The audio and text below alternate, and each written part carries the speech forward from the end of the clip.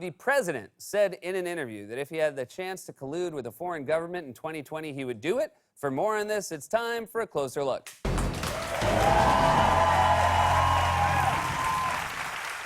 You'd be forgiven for thinking Donald Trump doesn't actually do that much work as president, but you'd be wrong. He's actually got a very important job, as we learned today from an interview on ABC. Trump is in charge of picking new paint colors for Air Force One, and he is very proud of them. George, take a look at this. Then at the White House, a surprise from the president. The first look at an updated aircraft, a new look for Air Force One that he designed himself. Here's your new Air Force One, and I'm doing that for other presidents, not for me. It's scheduled to arrive in 2024. The exterior getting a makeover with a new red, white, and blue paint scheme, a departure from the iconic blue and white. We had different choices here. These are all slightly different. All right, I think I know what happened here. Trump's staff just gave him a menu with a bunch of airplanes on it to keep him busy while they run the government. You know, like how you give a child a restaurant a placemat with a maze on it. You know, if you zoom in on that image Trump is holding, at the top it says, "Spot the difference." This right here is the only part of the job Trump loves. Feeling important, basking in the trapping of the office. In that same interview, for example, he and George Stephanopoulos took a ride in the presidential limo, where Trump denied reports that his own internal polls show him trailing in key states. I asked the president about those reports that he's trailing Biden in the polls. Well, I don't believe those polls. There's no way he beats me in Texas. But even your own polls show you're behind right now, don't they? No, my polls show that I'm winning everywhere. I don't know. We've all seen these reports that with 15 out of 17 states, you spend $2 million on a poll and you're behind in 15 out of 17 states. Nobody showed you those polls because those polls don't exist, George. Those polls don't exist. Oh, great. He's back to his Jedi routine. Also, why are they so close together? I mean, is this the presidential limo or an Uber pool? We're picking up 2 more people. Can you guys kind of squinch together back there? Later in the Oval Office, Trump was asked why he insists on lying so brazenly and so obsessively about his poll numbers, and he offered an interesting self-assessment. Why does it bother you so much? Because it's untrue. I like the truth. You know, I'm actually a very honest guy. No. And even that statement wasn't honest. When you say I'm actually a very honest guy, that's the classic tell that you're not an honest guy. Nobody who's honest says they're honest. The only people who claim to be honest are car dealers, personal injury lawyers. You never hear someone say our charity builds houses for the homeless the honest way. Trump just says this stuff and thinks we'll buy it, despite the fact that we now have over 400 pages of definitive proof that he is not, in fact, an honest guy, in the form of special counsel Robert Mueller's final report. And yet, he just continues on because he has no shame. We're so used to Trump's corruption now that we could ask him what he did today, and he'd go, "Oh, I had breakfast, played a round of golf, I shot a guy, and then I saw The New Secret Lives of Pets," and we'd say, "Oh, is that any good?" And that's what he did last night during the same interview on ABC, when he just straight up admitted that if he had the opportunity to collude with a foreign government again in 2020, he would definitely do it. Your campaign this time around, if foreigners, if Russia, if China, if someone else offers you information on an opponent, should they accept it or should they call the FBI? I think maybe you do both. I think you might want to listen. There's nothing wrong with listening. If somebody called from a country, Norway, we have information on your opponent. Oh, I think I'd want to hear it. You want that kind of interference in our elections? It's not an interference. They have information. I think I'd take it. There it is. He just said it. The guy who has spent 2 years scream tweeting no collusion is now saying, if anyone's down to collude, I'm your guy.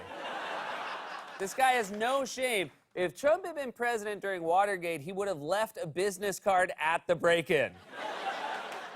We have all this evidence that Russia reached out to Trump to collude, and now we have Trump himself on the record saying, if Russia reached out to me to collude, I would do it. Normally, to get someone to say they'd commit a crime like that, you'd have to haul them down to the precinct and play good cop, bad cop. Trump's episode of Law & Order would be about 6 minutes long. Briscoe and Green would walk into his office, and he'd go, "What's up, guys? You find that hooker I killed?" Seriously, why are we not just treating this as a confession? Just because he's phrasing it as a hypothetical doesn't make it any less damning. If your coworker at Burger King turned to you and said, you know, I'm not saying I ever done it, but if someone dared me to coat my balls in batter and dip them in the deep fryer, I'd definitely consider it. You'd call your boss and say, I think we need to replace the deep fryer. After that interview aired, there was an uproar from, you know, sane people who think the president shouldn't go on TV and tell people he's down to commit a crime. Democrats renewed their calls for impeachment, so Trump hopped on Twitter to defend himself with a dumb argument that was topped in its dumbness only by a truly mind-bending typo. He says, I meet and talk to foreign governments every day. I just met with the Queen of England, UK, the Prince of Wales, which he spells wrong. Yep.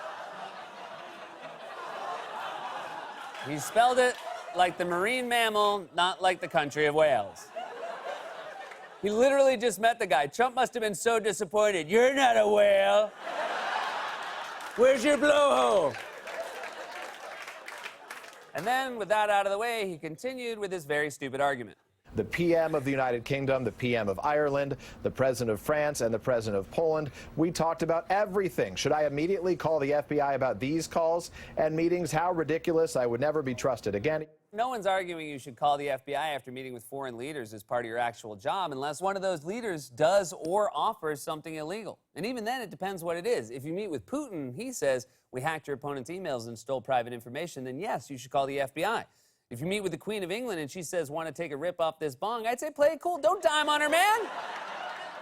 Don't dime on the Queen. But the most important thing to remember here is this is not a random hypothetical. Trump is actively inviting Russia or China or any other foreign government, for that matter, to actively intervene in the 2020 election on his behalf. And we know this because in 2016, Russia's military intelligence agency, known as the GRU, basically took directions from Trump. Remember when Trump said this? Russia, if you're listening, I hope you're able to find the 30,000 emails that are missing. I think you will probably be rewarded mightily by our press.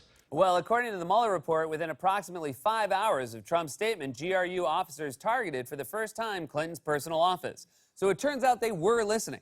In fact, at this point, I think the Russians are the only ones who haven't tuned out Donald Trump. The rest of us just ignore it, and when we walk by a TV and see Trump on the White House lawn next to a helicopter, shouting at reporters, red-faced, doing that weird thing where he draws a box with his hands for no reason, waving around a random piece of paper he pulled out of his coat pocket like he just got some positive test results back. Good news, the doctors say it hasn't spread to my brain. They say it comes from my brain. So we know that the Russians have already reacted to an invitation from Trump to interfere in the election. That's what makes Trump's latest comments so crazy. It's not hypothetical. He knows they will try to help him again, and he's signaling to them that he'd welcome it. In fact, in that same interview, Trump actually mocked the idea that he should call the FBI if a foreign government attempted to interfere in an election on his behalf. Okay, let's put yourself in a position. You're a congressman. Somebody comes up and says, hey, I have information on your opponent. Do you call the FBI? I don't it's think coming from I'll tell you Russia, what, you do. I've seen a lot of things over my life. I don't think in my whole life I've ever called the FBI. Oh, really? Oh, really? You haven't? Because I'm shocked to hear that the famously corrupt New York real estate mogul who owned Atlantic City casinos, doesn't pay his taxes, has been sued thousands of times and paid hush money to cover up an affair with a porn star, doesn't have a great relationship with law enforcement. I just assume the only contact Trump has ever had with the FBI are anonymous faxes with letters cut out for magazines. Although, who are we kidding? He would still definitely sign it. But in many ways, this moment was inevitable. Trump and his aides have been foreshadowing for months that this was coming, that they didn't think collusion was a crime, and if they had the chance, they would do it again. Earlier this month, Trump's son-in-law, Jared Kushner, said in an interview that if he received another email from a foreign government offering dirt on a political opponent like he did in 2016, he wasn't sure he would call the FBI. On June the 8th, 2016, you were sent an email with an offer of help for the Trump campaign from the Russian government. Why didn't you pick up the phone and call the FBI? It was an email that said Russia, that said the Russian government was trying to help. Like, why didn't you do that? The email that I got on my iPhone at the time basically said show up at 4. I didn't scroll down. I never would have thought about that It email. had Russia in the subject line. Again, I would get about 250 emails a day. And so I literally saw show up at 4. I showed up at 4. Would you call the FBI if it happened again? I don't know. It's hard to do hypotheticals, but the reality is that we were not given anything that was salacious. Okay, first of all, the subject line of the email was literally, forward Russia Clinton private and confidential. I don't care how many emails you get a day, that subject line sticks out. It doesn't matter who's it from. If I see an email that says Pottery Barn private and confidential, I'd be like, ooh, what's your secret, Pottery Barn? Trump aides have basically been saying a version of this for months. Just last month, his personal lawyer and private vampire, Rudy Giuliani, went on TV and bragged about a bizarre plan he had concocted to go to Ukraine and dig up dirt on the Russia investigation and Joe Biden. And he actually said in an interview that if he wanted to meddle in the 2020 election, he could. President Trump's personal attorney, Rudy Giuliani, planning to travel to Ukraine soon. The New York Times reports he will ask that country's new president to investigate the origin of Special Counsel Mueller's Russia investigation. Giuliani will also press Ukraine to look into Joe Biden's son's involvement in a gas company owned by a Ukrainian oligarch. The election of 2020 is a long time from now. And if I wanted to meddle in that election, which I don't, I could have held this for a year and dropped it right before the convention. Speaking of meddling, I gotta ask, who's meddling with your hair? Because this is what Rudy's hair normally looks like. You really think the spray-on hair is making you look younger? You look like the guy who gives you your next assignment in Grand Theft Auto. You gotta go to the place, Dimitri.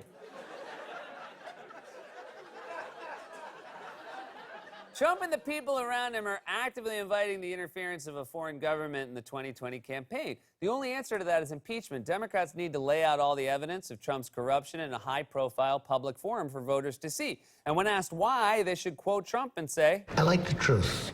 This has been A Closer Look.